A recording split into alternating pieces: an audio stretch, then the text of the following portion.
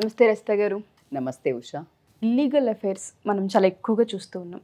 ఒక ఆడది పెళ్ళైన తర్వాత అది కూడా కొన్ని సంవత్సరాల తర్వాత కనిపిస్తూ ఉంటుందండి. పిల్లలు ఉన్నా కానీ ఎక్స్ట్రా మ్యారిటల్ వైపు ఎక్కువ మక్కువ చూపిస్తూ ఉంటుంటారు. మెయిన్ రీజన్స్ ఏంటి అంటారు? అది తప్పు అని తెలిసినప్పటికీ కూడా అదే దారిలో వెళ్తున్నారు అంటే ఇక్కడ రీజన్స్ ఏమై ఉంటాయి అసలు? సో బేసికల్గా చాలా వీడియోస్ చేస్తున్నాం మనం ఈ మధ్య. దానికి చాలామంది లేడీస్ కానివ్వండి, జెంట్స్ కానీ ఐ డోంట్ నో, నేను కమెంట్స్ చదివినప్పుడు చాలా అంటే గుడ్ రెస్పాన్స్ అనే చెప్పొచ్చు. కొంతమంది ఎన్ని రకాల అఫైర్స్ అని ఉంటాయి కూడా, దానికి ఎందుకు అంత మీరు అన్నట్టు ప్రాబ్లమ్స్ ఉంటాయని తెలిసినాక కూడా ఓన్ గ్రేవ్ అంటే ఒక మన గొంతుగా మనమే దొవ్వుకుంటున్నామని పాపం తెలుసు. మరి ఎందుకు వెళ్తారు అంటే కొన్ని కారణాలు మనం పలుసార్లు చెప్పుకోవడం జరిగింది, చాలా చెప్పాం.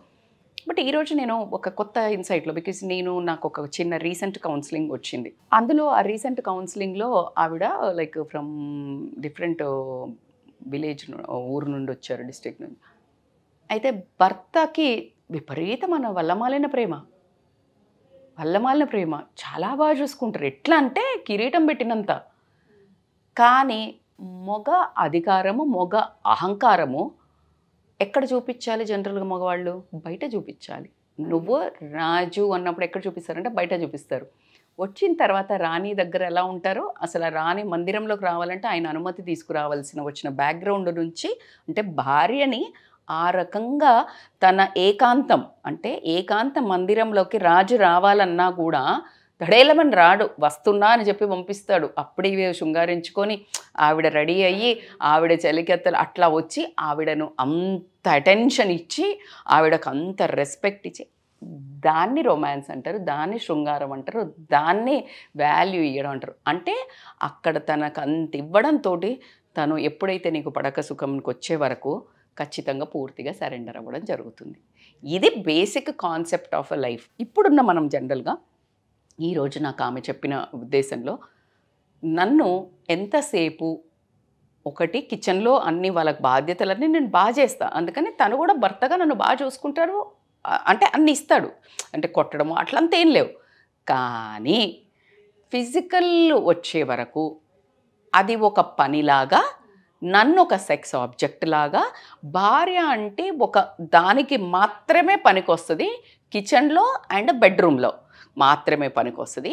ఇంకా దారుణం ఏంటంటే, నేను ఇన్ని చేసి అలసిపోయి నా పిల్లలను చదివించుకొని నేను అన్ని చేసి పడుకున్నాక ఆ టైంకి రాకుండా, అంటే ఇప్పుడు 10ంటికో 9ంటికో బెడ్ ఎక్కుతాం, అప్పుడు కదా కొంచెం ఏమైనా రొమాన్స్ చేసుకోనో కొంచెం ఏదన్నా అనుకుని అట్లా పడుకుంటాం. అలా చెయ్యకుండా ఫోన్ పట్టుకొని టీవీ చూసుకొని అట్లా చాలాసేపు మిడ్ నిద్రలో వచ్చి, అప్పుడు నేను గాఢ నిద్రలో ఉంటే నా కన్సెంట్ కూడా లేకుండా నాతోటి ఈ ఫిజికల్ రిలేషన్ ఎక్స్పెక్ట్ అని కూడా కాదు, జస్ట్ వాళ్ళ పని వాళ్ళు కానిచ్చుకున్నట్టు చేయడం వల్ల నాకు అసలు ఈ జీవితం మీద ఒక విరక్తి అనేది కలిగింది. అసలు దానికి ఒక ఆడదానిగా నేను తలదించుకోవాలా, ఒక కౌన్సిలర్గా నేను ఏం కౌన్సిల్ చేయాలా, అది ఎంత సెన్సిటివ్ సబ్జెక్టు. ఒక లేడీ ఆ వర్డ్ ఇంకొక ఆవిడ దగ్గరకు వచ్చి చెప్పుకొని దాని మూలంగా ఆమె ఎమోషనల్లీ హర్ట్ అవుతున్నాను, పెయిన్ అవుతున్నాను. అయితే ఇదే సందర్భంలో ఇప్పుడు నేను ఫిజికల్ బాడీ ఇస్తే నాకు ఇంకొక చోట ఎమోషనల్ సపోర్టు, నాకు కేర్, నాకు ప్రేమ, నన్ను ఆదరించడము, అటెన్షను, నెత్తిన పెట్టుకోవడము, కిరీటం ఇవ్వడము కాకుండా ఇవన్నీ చూస్తున్నప్పుడు అది ఏది ఎక్కువ? ఇప్పుడు నాకు ఫిజికల్ది పెద్ద ఇంపార్టెంట్ కాదు, ఎందుకంటే నాకు కన్సెంట్ లేకుండా చేసేసుకుంటున్నాడు కదా. సో నాకు ఏదైతే కావాలనుందో అది లేదు ఈ ఫ్యామిలీ రిలేషన్లో అంటే మాత్రం ఇప్పుడు కింద ఎమ్మటే రాస్తారు. అయితే మాత్రం బరితెగించి ఎవడిస్తే వాడు పోతుంది అంటే, అందుకే అంటున్నా, దానికి ఇది మంచి ఇది చెడు అని నేను చెప్పలేము. ఇది మంచి ఇది చెడు అని ఎలా చెప్తాం? ఖచ్చితంగా culture wise not at all correct. మరి ఏ కల్చర్లో రాసి ఉంది? భర్త రేప్ చేయొచ్చు, భర్త భార్యను అలా ఒక సెక్స్ ఆబ్జెక్ట్గా చూడాలి అని ఎక్కడ రాసి ఉంది? మరి మీరే మాట్లాడుతున్నారు ఈ కల్చర్, మేడం మీరు చెడకూడదు. కాదమ్మా, నేనేమంటున్నా, ఈ చిన్న వీడియో చూసి మీ ప్రవర్తనను మార్చుకొని శృంగారం అనేది ఏదైతే ఆ రొమాన్స్ అనేది ఏదైతే మీరు అనుకున్న సెక్స్ అనుకునేది ఆ 5 నిమిషాలు ఆ 2 నిమిషాలు ఫిజికల్ ప్లెజర్ కాదు, కిచెన్ నుంచి తీసుకుంటే బెడ్రూమ్లోకి వెళ్ళినాక నువ్వు చూసే విధానం, నువ్వు మాట్లాడే మాట, ఆమె మాట్లాడుతుంటే వినేటప్పుడు నువ్వు చూసే విధానం అక్కడి నుండి స్టార్ట్ అవుతుంది. అక్కడి నుండి అసలు రొమాన్స్, సెక్స్ స్టార్ట్ అవుతుంది, స్టార్ట్ అయిపోవాలి. ఇక్కడ బెడ్రూమ్లోకి మాత్రమే వెళ్ళి నువ్వు ముట్టుకొని ఫిజికల్గా పట్టుకొని నువ్వు ఇంకేదో చేసి లైట్లు బంద్ చేసేది కాదురా బాబుది. అయ్యే వరకు దాని మీద ఒక ఎవర్షన్ వచ్చేసింది. లేడీస్కి చాలామంది ఒక ఏజ్ వచ్చాక కూడా ఇప్పుడు ఏంది ఏజ్ అనే అంత తీసుకొచ్చారు. బేసికల్గా అది కాదు కదా. అసలు ఊరికే కూర్చొని ఇద్దరు కలిసి పక్కన కూర్చొని ఇట్లా పెట్టుకొని ఇట్లా ఒక ఆయన మీద ఇట్లా ఊరికే ఒరిగి ఆ సినిమా చూడటము, TV that is also called as a romance or sex man. అసలు అది ఒక నిమిషమే ఉండిపోద్ది. ఇది ఎంతవరకు ఇస్తుందో ఆ హ్యాపీనెస్, ఆ ప్లెజర్ మీరు చేసి చూసి నాకు కమెంట్ చేయండి. మేడం మీరు మరి డౌటే లేదు, నేను చాలా పర్సనల్గా వెళ్ళి మాట్లాడుతున్నా. ఎందుకంటే ఆ చిన్న ఆ పర్సనల్ ఆ బ్యూటీ ఒక్కటి, ఆ ఎమోషనల్ టచ్ తెలియక, ఇప్పుడు నేను వీళ్ళని ఈ సంసారాన్ని పిల్లల్ని కన్నా కదా తెలుసో తెలియక కథ ఇట్లనే పార్టిసిపేట్ చేసినా పిల్లలు పుట్టినరు, వాళ్ళని పెరగడా ఇక గొడ్డి చాకిరి చేస్తున్నాం. ఈమె గొడ్డి చాకిరి చేస్తుంది, వండా పెట్ట.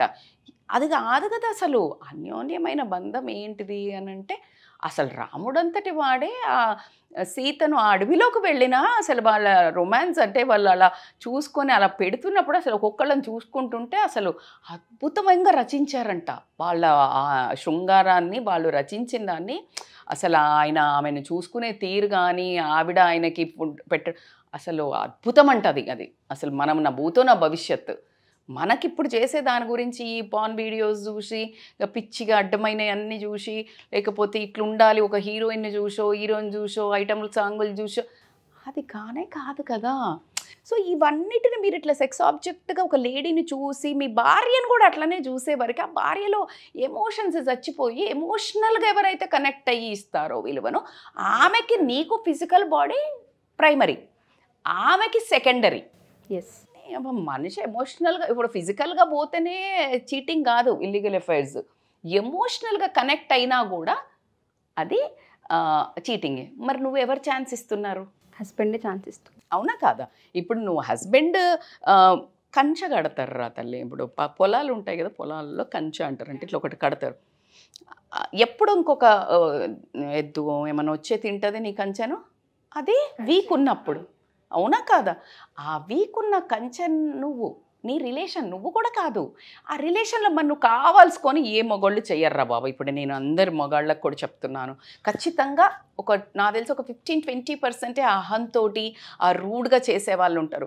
80%కి అవగాహన లేక, అవగాహనలో మనకేంటి, మనకు అసలు ఇదంతా ఏముండదు, మనం గొడ్డు చాకిరి చేసినామా, పాపం తండ్రులు భర్తలు పోయి సంపాదించుకొచ్చినామా, అసలు ఇక ఆడెవడనో బాస్ని ఇంప్రెస్ చేయడానికి, ఆ లాభాలు బిజినెస్లో కట్టడానికి పెట్టిన ఎనర్జీ ఈ సంసారాన్ని బాగు చేసుకోవడంలో 5% పెట్టకపోవడం వల్ల వచ్చే ప్రాబ్లమ్సే, కాన్సిక్వెన్సెసే. ఎప్పుడైతే భర్త భార్యతోటి అందులో 25-30% అసలు నన్ను అడిగితే ఆ రేషియో పర్సంటేజ్ ఇటు మార్చి అటు పెడితే ప్రొడక్టివిటీ అంతకంటే ఎక్కువ ఉంటుంది. ఎందుకంటే వెన్ ద పాజిటివ్ అట్మాస్ఫియర్, నీ భార్యకి నువ్వు ఇచ్చే అటెన్షన్ తోటి నీకు ఒక పాజిటివ్ ఎనర్జీ ఇస్తుంది కదా. నువ్వు బయటికి వెళ్ళి చాలా మనకు రాజులు ఇట్లా పెట్టి పంపిస్తారు. ఎందుకంటే ఆమె నిన్ను పంపించేటప్పుడు నా భర్త తిరిగి వస్తాడు, నా భర్త తిరిగి కావాలనే పాజిటివ్ ఎఫర్మేషన్తో పంపిస్తుంది. కాబట్టికే భూప్రపంచంలో ఆమె నీకు ఇచ్చేంత శక్తి, ఆమె నీకు ఇచ్చేంత పవర్ ఎవరు ఇవ్వరు. కాబట్టికే పెళ్ళి కాక ముందుకు తల్లి, పెళ్ళి అయిన తర్వాత భార్య అనే ఎదురురా, బొట్టు పెట్టు, నోట్లోకి పెరుగు చీనీ పెట్టు. ఎందుకు పెట్టారు? బికాజ్ ఆమె నీకు అంకితం అయిపోయింది, ఆమెని మంచి కోరుకుంటుంది, ఆమెకి నువ్వు బాగుండడం అనేది ప్రియారిటీ ఇన్ లైఫ్. నీ ప్రియారిటీ ఏంటి? నీ ప్రియారిటీ ఎంతసేపు బయట వాళ్ళని సాటిస్ఫై చేసి ఉన్న కోపం అంతా తీసుకొచ్చి ఇంట్లో రుద్దడము. ఆ ఇంట్లో రుద్దినప్పుడు ఆమెలో ఉండే నెగిటివిటీ, బాధ, ఎనర్జీ ఎవరి మీద పడుతుంది? ఇండైరెక్ట్గా భర్త మీద పడుతుంది. ఇప్పుడు నువ్వు భార్యకి ఇస్తున్నావు, ఇచ్చినప్పుడు ఆమె ఏం అనకపోవచ్చు, బాస్ ఏం అనకపోవచ్చు, కానీ పిల్లల మీద పడుతుంది. అదే ఒక ఏమనకపోవచ్చు, కానీ ఆ ఎనర్జీ, ఆ దుఃఖము, ఆ డిప్రెషను, ఆ స్ట్రెస్ అదంతా నీకు నెగిటివ్గా మారడం జరుగుతుంది. నీకు తెలియకుండా ఆటంకాలు ఎదురవుతుంటాయి. నువ్వు ఉన్న ఎనర్జీని ఈమె మీద పాజిటివ్గా ప్రేమగా పెడితే బ్యూటిఫుల్ కొటేషన్. నువ్వు డబ్బు తీసుకొస్తావు, డబ్బు తింటావా రోజు ప్లేట్లో పెట్టుకొని? అన్నం వండేది ఎవరు? భార్య. నువ్వు ఇల్లు ఇస్తావు, అది హోటల్లాగా ఉంచుతుందా, మంచి గృహంలాగా చేస్తుందా? నువ్వు జస్ట్ కాపురం చేస్తావు, ఆవిడ ఎవరిని ఇస్తుంది? పిల్లల్ని. You are getting my point. నువ్వు ఏమిస్తే ఆమె దానికి 100% ఇస్తుంది. నువ్వు ఇప్పుడు ఏమి ఇస్తున్నావో నువ్వు చూసుకో. నువ్వు కష్టం ఇచ్చినవా 10 times కష్టం ఇస్తుంది. మరి వాలంటీర్గా ఇస్తుందా? ఇయ్యదు. విమెన్ శక్తి అట్లాంటిది boss. She has a energy. నువ్వు చిన్న ఎనర్జీ ఇచ్చావు అంటే నీ కణాలను ఇచ్చావు బేబీకి కోసం. అవును అంటారు, అందుకే నేను లేని నీకు ఎట్లా పుట్టినరోయ్ బరాబర్ నువ్వు ఇచ్చినావు. నువ్వు 1,00,000 కణాలను పంపించినావు. She used 1 and she created 1 form energy. ఆ ఎనర్జీ బయటకు ప్రపంచంలోకి వచ్చి నీకు చూపిస్తుంది ప్రూఫ్ బాస్. తండ్రి రూపం, నిన్ను తండ్రిని. So it's a big thing. నేను చాలా నాకు చాలా ఎమోషన్ అయిపోతుంది టాపిక్స్లో. ఎందుకంటే అసలు ఓన్లీ భార్య అనగానే ఇల్లు చదువుకోవడానికి పని మనిషిలాగా ఇల్లు పెళ్లి చేసుకోమన్నారు, సెటిల్ అవుతావురా అన్నారు, చేసిన. నువ్వు కుదురుగా తిరగట్లేదు, గుర్రాన్ని ఒక దగ్గర కట్టియాలా, ఒక పాక కావాలా, కట్టిన. It is not at all that. It is purely ఒక అందమైన, ప్రతి ఒక్కళ్ళు అట్లా అందమైన జీవితాన్ని ఎంజాయ్ చేస్తే ఆ పక్కనకి వైబ్స్ మారుతాయి, ఆ పక్కనకి వైబ్స్ మారుతాయి. అందరూ హ్యాపీగా ఉంటే happy society. That is called happy India. అందుకనే మన భారతదేశంలో స్త్రీకి గౌరవం ఇవ్వాలి అని అయ్యే బస్సులలో ఎప్పుడు చిన్నప్పటి నుంచి చూసినాం. స్త్రీకి ఇప్పుడు ఉన్నాయో లేవో నాకు తెలియదు. స్త్రీకి గౌరవించవలను అని పిచ్చిలేసి రాసింది అనుకుంటున్నారా? ఎక్కడనుందా? భారతదేశాన్ని ఎందుకు ఉన్నతంగా పెడతారు?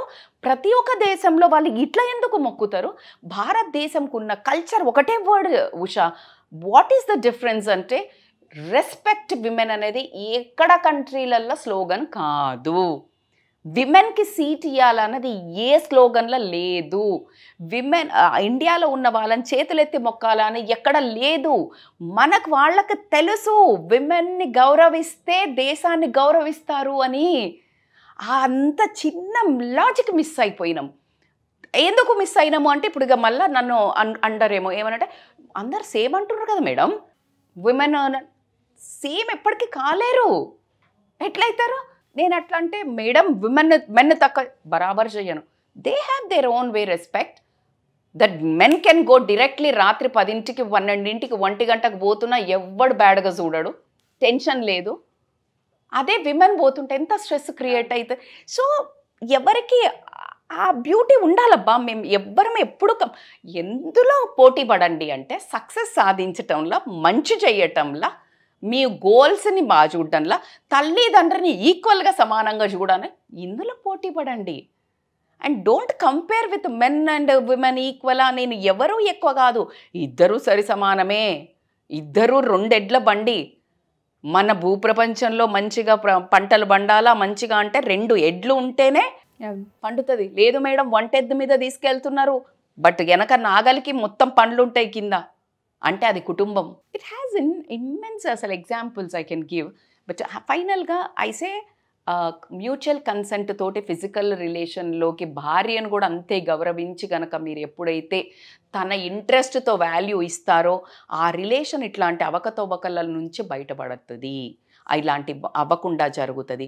At the same time supreme court మన కోర్టులలో కూడా భార్య కన్సెంట్ లేకుండా ఫిజికల్గా ఇట్లా ఫోర్స్ చేస్తే అది రేపు కింద కన్సిడర్ చేయడం కూడా మనకు తెలిసింది.